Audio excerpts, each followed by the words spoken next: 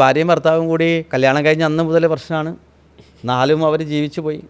നിരന്തരം പ്രശ്നം. എത്രയോ പ്രാവശ്യം ഡിവേഴ്സ് ചെയ്യാനൊക്കെ നോക്കി. എന്നിട്ട് കുട്ടികളുണ്ടായി പോയതിൻ്റെ പേരിൽ പലതിൻ്റെ പേരിൽ ജീവിച്ച് അവസാനം കുട്ടികളൊക്കെ വലുതായി.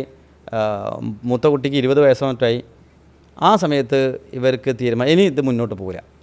ഈ അവസ്ഥ എത്തിയതിനു ശേഷം ഇനി ഒരു ദിവസം ഈ മനുഷ്യൻ്റെ കൂടെ ജീവിക്കാൻ പറ്റില്ല എന്ന് ആ ചേച്ചി പറഞ്ഞു.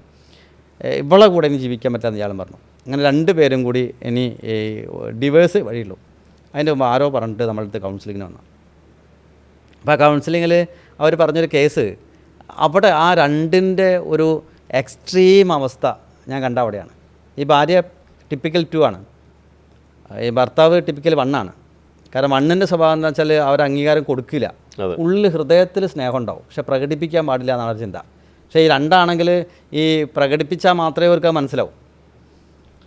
അങ്ങനെ അവർ ക്ലിനിക്കിൽ വന്ന് പറഞ്ഞത്, സാറിനറിയോ, ഈ എൻ്റെ മൂത്ത മോനെ ഗർഭിണിയായ സമയത്ത് ഇയാൾ എന്നെ സ്കൂട്ടറിലാണ് സാറേ കൊണ്ടുപോയതെന്ന് പറഞ്ഞ കരച്ചിലാണ്.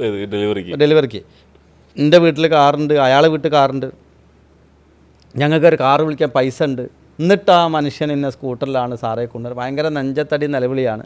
അപ്പോൾ എനിക്കും തോന്നി, ഭയങ്കര കരുണ തോന്നി. അയ്യോ, ഈ ഭർത്താവ്, ദുഷ്ടനായ ഭർത്താവ് ഇങ്ങനെയാണല്ലോ ചെയ്ത്, എന്തായാലും ചോദിച്ചു കളയാം എന്ന് കരുതി ഭർത്താവിനോട് ചോദിച്ചു, ഇവരിങ്ങനെ പറയുന്നുണ്ട്, ഇതിലെന്തെങ്കിലും സത്യമുണ്ടോ? അപ്പോൾ അയാൾ പറയാം, സാറേ ഞാൻ ഇവളോട് 1500 പ്രാവശ്യം പറഞ്ഞതാ കാറ് വിളിക്കാമെന്ന്. അന്ന് അവൾ പറഞ്ഞതാ, ഇത്ര ദൂരമല്ലല്ലോ, നമുക്ക് സ്കൂട്ടറിൽ പോയാൽ പോരെ, എന്തിനാണ് വെറുതെ കാർ എടുക്കണമെന്ന് ചോദിച്ചാണ്. അപ്പോൾ ഞാൻ ചോദിച്ചല്ല, നിങ്ങളിങ്ങനെ പറഞ്ഞിട്ടുണ്ടോ? ഞാനിങ്ങനെ പറഞ്ഞെന്ന് വിചാരിച്ചിട്ട് അയാളിങ്ങനെ ചെയ്യാൻ പാടില്ല, അയാൾ കാറ് വിളിക്കണ്ടേ എന്നാണ്. അതായത് അവർ കാറ് വേണ്ട, ബൈക്ക് മതി എന്ന് പറഞ്ഞാലും നമ്മൾ ബൈക്ക് കൊണ്ടുവരരുത്, നമ്മൾ കാറ് തന്നെ കൊണ്ടുപോകണം. അതാണ് ഒരു ലാംഗ്വേജ്. ആ ലാംഗ്വേജ് ഈ മനുഷ്യനെ അറിയാത്തതുകൊണ്ടാണ് 20 കൊല്ലം വേസ്റ്റായത്. 2 ആളെ ജീവിതം വേസ്റ്റായി. തീർച്ചയായിട്ടും 20 കൊല്ലം അവർ പരസ്പരം യുദ്ധം ചെയ്ത് ജീവിക്കല്ലേ. കാരണം അവരുടെ ഭാഷ, അവർ എൻ്റെ കാര്യങ്ങൾ കണ്ടറിഞ്ഞ് ചെയ്യണം, വേണോ എന്ന് ചോദിച്ചാൽ വേണ്ട എന്ന് മാത്രമേ ഞാൻ പറയൂ. നിങ്ങൾ നിർബന്ധിക്കണം എന്നാണ് അവരുടെ ഭാഷ.